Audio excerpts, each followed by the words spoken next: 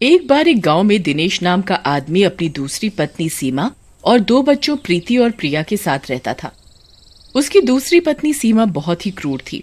वो प्रीति और प्रिया को अक्सर मारती पीटती और उन्हें खाना भी नहीं देती थी। अरे ओ महारानियों, सुबह से तुम्हारा काम खत्म नहीं हुआ क्या? जिंदगी भर यही काम करना है? चलो इसे खत्म करो और कपड़े धो दो। इतना खाती हैं और जरा सा काम इनसे नहीं होता।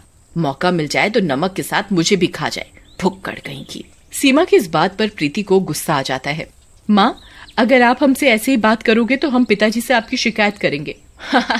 पिताजी से शिकायत करेंगे? तेरा बाप मेरा क्या उखाड़ लेगा? वैसे भी तो वो चूहे से कम नहीं है। फिर प्रीति और प्रिया अपने कमरे में चली जाती हैं। आज हमारी माँ जिंदा होती तो हमारे साथ ऐसा जानवरों जैसा सलूक ना होता। माँ, तुम कहाँ हो माँ? सही कह रही हो प्रीति दीदी, लेकिन हमारे पिताजी भी हमारा साथ नहीं देते। पता नहीं सौतेली माँ ने क्या कर दिया है उन्हें भी। इन दोनों लड़कियों के पर निकल आए हैं। इन्हें सबक सिखाना पड़ेगा। आज ही अपनी बहन सविता को बुलाती हूँ और इनको ठीक करती हूँ। अगले दिन सीमा के बुलाने पर सविता घर पर आ जाती है और फिर सीमा उसे सारी बात बताती है। सीमा बहन, ये तो किसी विद्रोह की खुशबू आ रही है।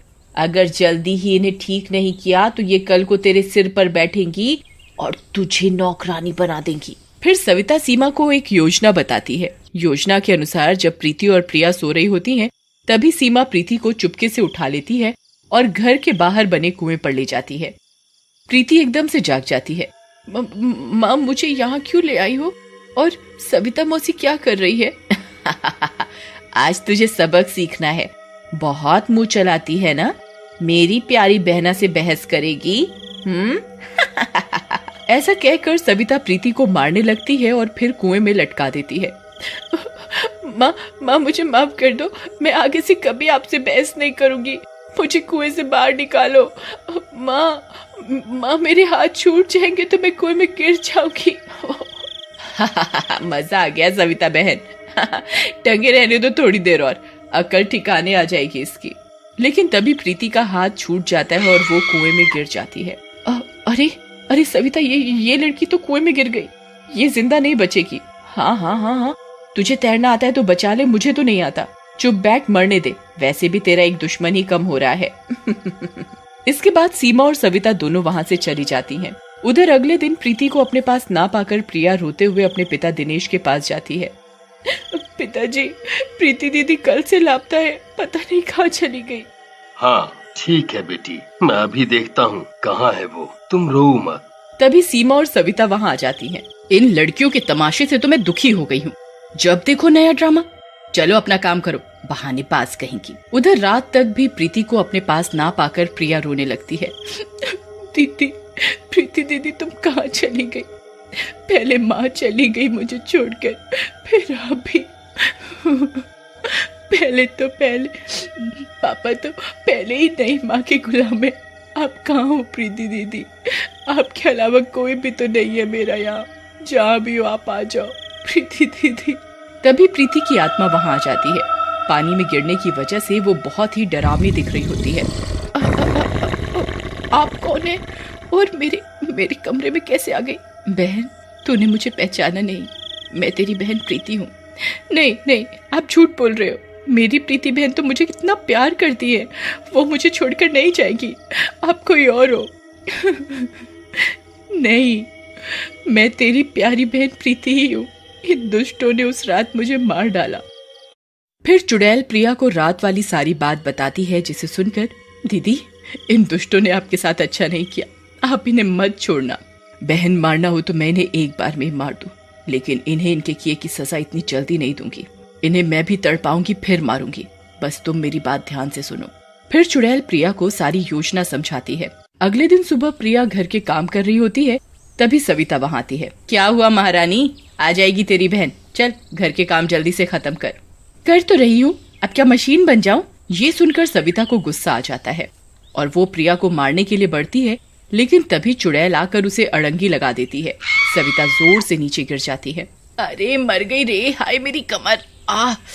मेरे तो कूल्हे टूट गए। ओह, ये किसने टांग मारी मुझे? ये सब तेरी वजह से हुआ है लड़की, तुझे मैं नहीं छोड़ूंगी। तभी सीमा वहाँ आ जाती है। अरे सविता बहन, क्या हुआ? तुम कैसे गिर गई? चलो मेरे साथ अपने कमरे में। फिर सीमा सविता को उसके कमरे में लेकर जाती है। उधर रात में प्रिया चुड़ैल से बातें करती है। दीदी, क्या सबक सिखाया आपने इस दुष्ट को, मजा आ गया। तुझे ऐसे देखकर मुझे कितनी खुशी मिलती है बहन, मैं तुझे बता नहीं सकती। लेकिन तुम्हें अब मजबूत होना होगा, क्योंकि एक न एक दिन तो मुझे तुम्हें छोड़कर जाना ही होगा। नहीं नहीं, मैं तुम्हें कहीं नहीं जाने दूंगी बहन। पहले माँ भी चली गई और अब तुम। नहीं नहीं। ऐसा कहकर प्रिया चुड़ैल से लिपट जाती है और सो जाती है। अगले दिन सुबह सीमा प्रिया को अपने पास बुलाती है। सच सच बता प्रिया, सविता नीचे कैसे गिरी? क्या चल रहा है इस घर में? कल रात को तेरे कमरे से आवाजें आ रही थी, सच बोल, किससे बातें कर रही थी? लेकिन प्रिया उसे कुछ नहीं बताती है और वहां से चली जाती है। उसी रात चुड़ैल सविता के कमरे में आती है और उसके टूटे हुए पैर को पकड़ लेती है। क्या हुआ सविता मौसी?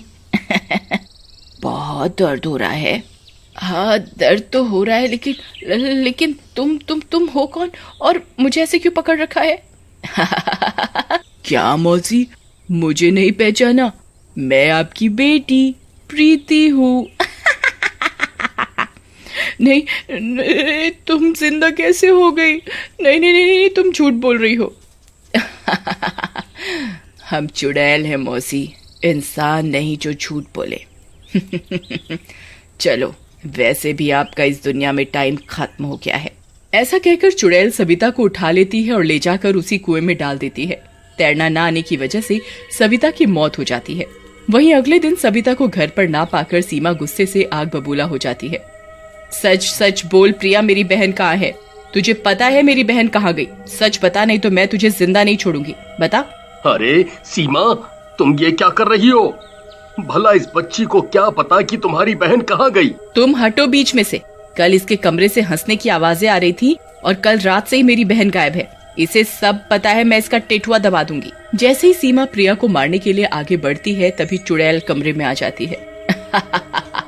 चुड़ैल तो मैं हूँ माँ, तुम चुड़ैलों वाली हरकतें क्यों कर रही हो?